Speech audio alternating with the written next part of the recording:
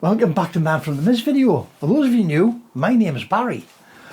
Quick little video today. We're going to be looking at our little work zone compressor here. You've seen in previous videos that we replaced this with a much bigger one, I think it's 150 litre and a larger CFM than this little thing's got. And it was to run that sandblaster, wasn't it? Well, this sort of got sidelined and parked up for a while, and then the other day I was talking to somebody and I thought, I've still got that in the garage, we'll get it out. So we got it out, ran it up to pressure, came up with pressure like that, not a bit of problem. The plan was I was either going to sell it and get some space and a bit of money, or it was going to go in behind our lathe here underneath the splash guard, the spill tray, and sit there, and we could have an air supply to our lathe for blow down and things like that, air tools that we could use in this shop without having to go next door and put the big one on. Switched it off. Couldn't hear anything leaking. But there again, I've got 50% industrial deafness, which is why Deb says I'm always a bit loud, but nevertheless. Come back the next day, tank was emptied, drained itself out. Switched it back on, charged up beautifully, straight away again. So I thought, can't be much serious, can it? So we're going to have a quick look at it, see if we can find out where it's leaking, see if it's serious, see if we can get it fixed. Because it might just be an O-ring or something like that gone, mightn't it? Might have just dried out, we're not getting used, you know what I mean? Let's have a look, see what we can do, eh? First things, obvious things. As I say, I'm 50% deaf, so we're going to sort of look or listen to the port, to the regulator, to the overpressure valve. It's 9 times out of 10, it's the overpressure valve that's gone because it's lifted with it being empty and there's a bit of muck getting in the seat. We'll just give this quick blow out like that, just to make sure there's nothing sitting in the seat in there, nothing stupid and obvious. Okay,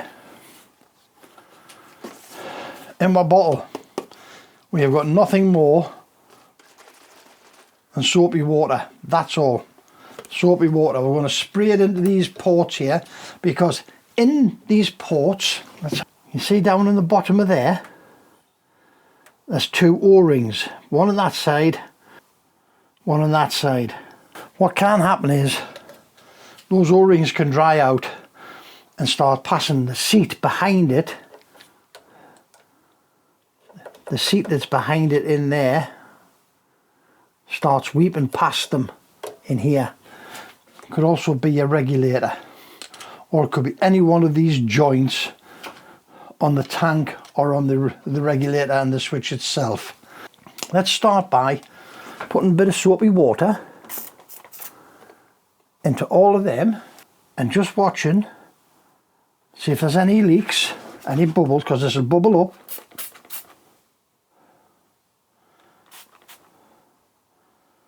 Gas fitters do this all the time, looking for gas leaks.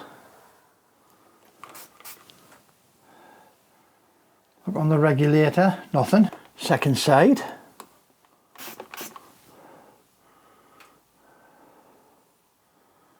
Nothing. Look under the valve, nothing there. Safety valve, nothing. Nothing there. Right. Let's start looking at some fittings that's on the pressure switch. Nope, nothing.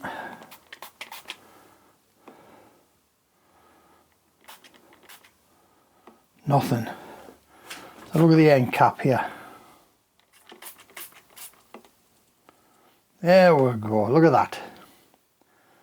That's what leak.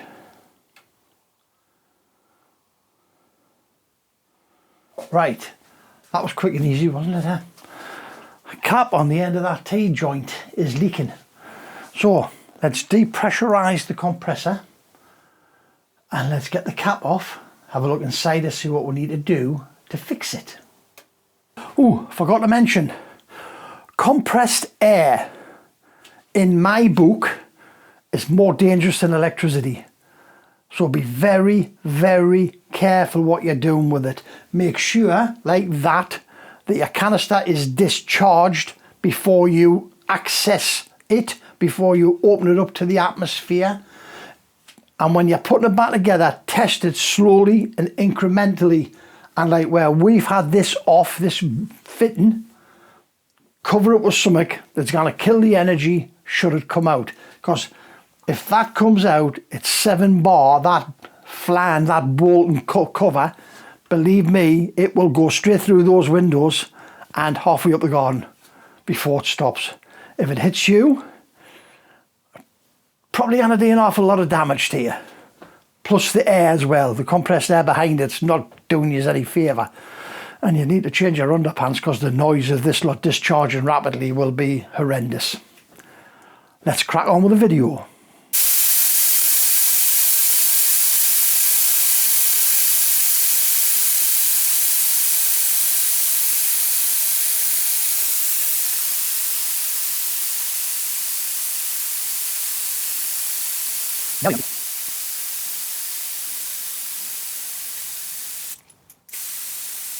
Very nearly empty. It's always the last bit takes the most, doesn't it?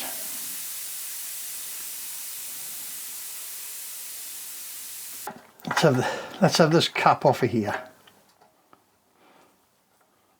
Oh dear me! No wonder it was leaking.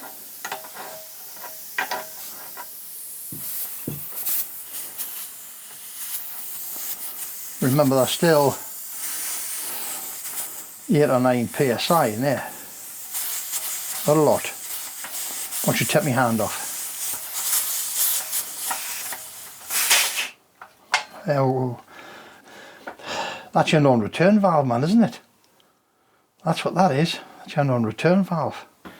Right, simple thing. Let's take that out of there. Looking a touch rusty in there, isn't it? So, could it be just as simple as an O-ring needs changing here? Take this off very carefully, just in case I haven't got a replacement. Because that looks more like a seal than an O-ring. Pop it there carefully. Let's give this a wipe.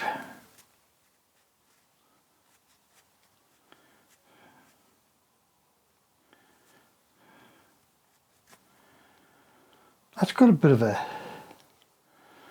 ding on it there. Get a little file.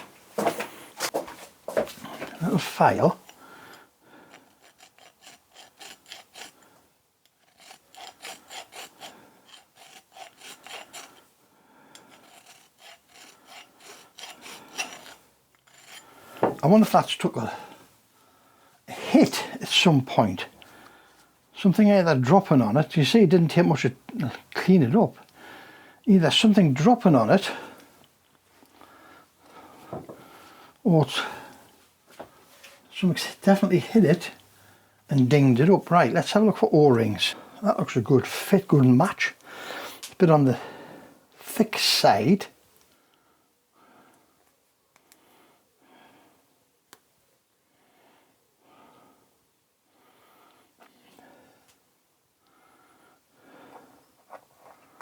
That a thinner one.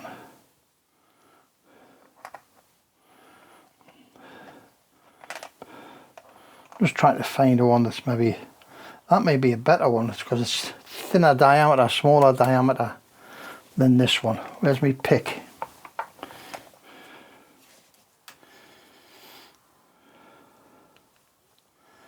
Because again, if I'm going to sell it, I don't want anybody having to do this themselves. Oh, you know, I might as well crack on and get it done for them.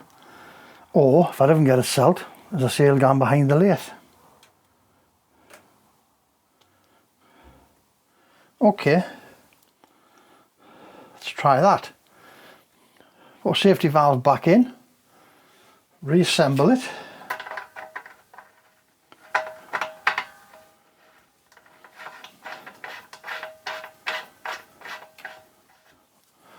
Very surprised how loose that was when it came off. Nip this back up.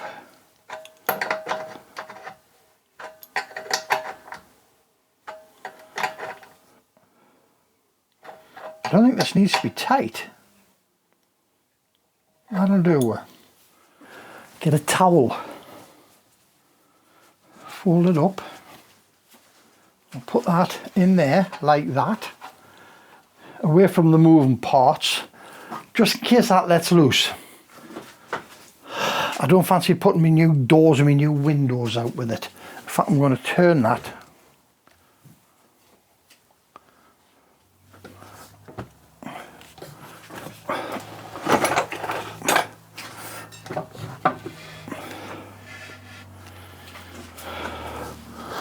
Turn that more towards the toolbox.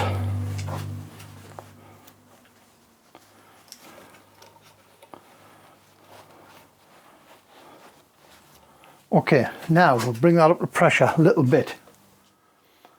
Oh. Already.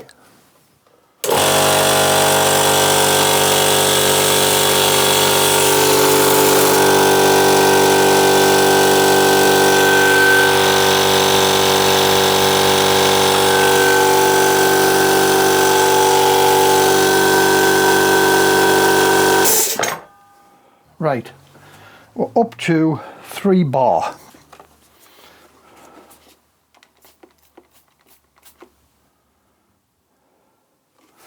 That looks like we've got it, doesn't it? No leaks there. That's looking good.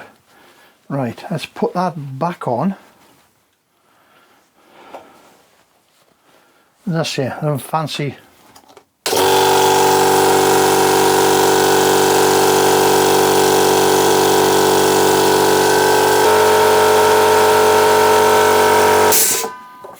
I was just about to run and switch that off there, because that's a way up to 7.5 bar. And I wasn't quite sure if it was going to stop or not. Right, let's test that again. Nothing. No leaks.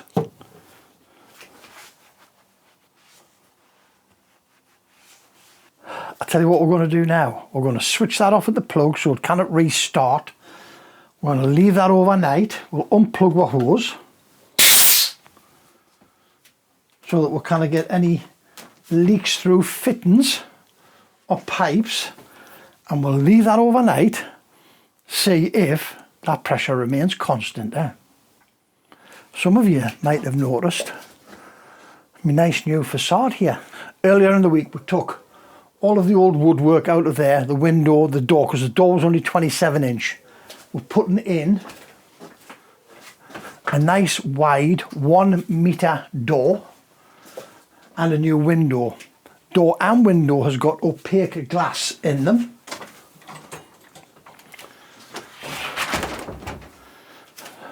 Lovely plastic door, so the seal, no weather, no wind noise, except for our front door.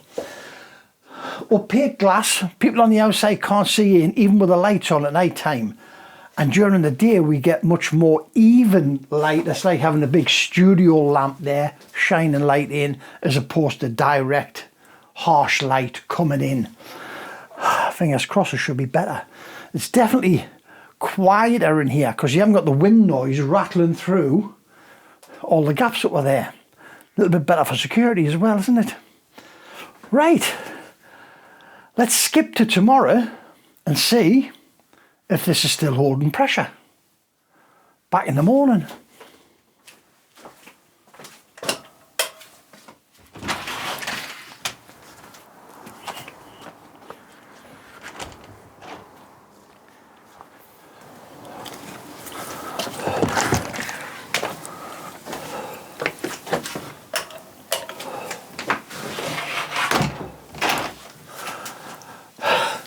Morning guys, how we doing? Right, let's have a look, see if our compressor's kept up the pressure, eh? Well, as you see, that's just tiny little bit below 7 bar. Not bad at all, eh?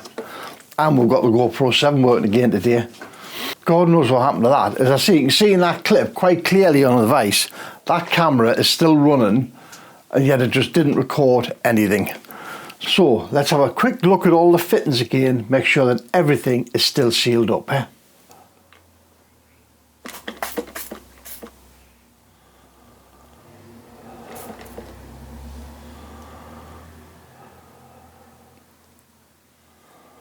That's looking good, isn't it? Huh? Happy with that.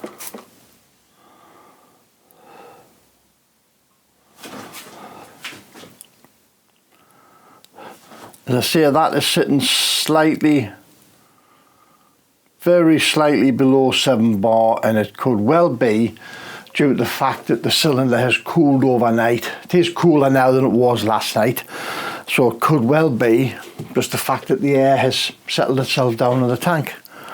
But I'm going to call that one a win there, guys. Nice, simple, quick little fix. Got that up and running again. It's up for sale, 50 quid if anybody wants it, but you're going to have to come and collect it, right? Because it's 50 quid. It'd probably be a little bit the same or more to stick it on a pallet and send it to you. So it just makes more sense. If anybody local is after that, come and get it. If not, it'll sit behind that lathe there, and it will act as a little garage sort of compressor in here, blow down gun, paint guns, bits and bobs like that. It's been a brilliant compressor in the past. It'll be a lovely compressor for somebody else, or as I say, we'll keep a hold of it and just use it in my workshop. Right guys, we're going to end it there. Thanks very much for visiting. As always, your time is greatly appreciated when you come visiting us, messing about in my garage, fixing little bits and pieces like that. But remember, don't overthink it. It's only nuts and bolts. And we'll catch you in the next one. Oh, and the next one coming out will probably be that glow plug again, because we're still on with that glow plug. Catch you in the next one. Ta-ra now.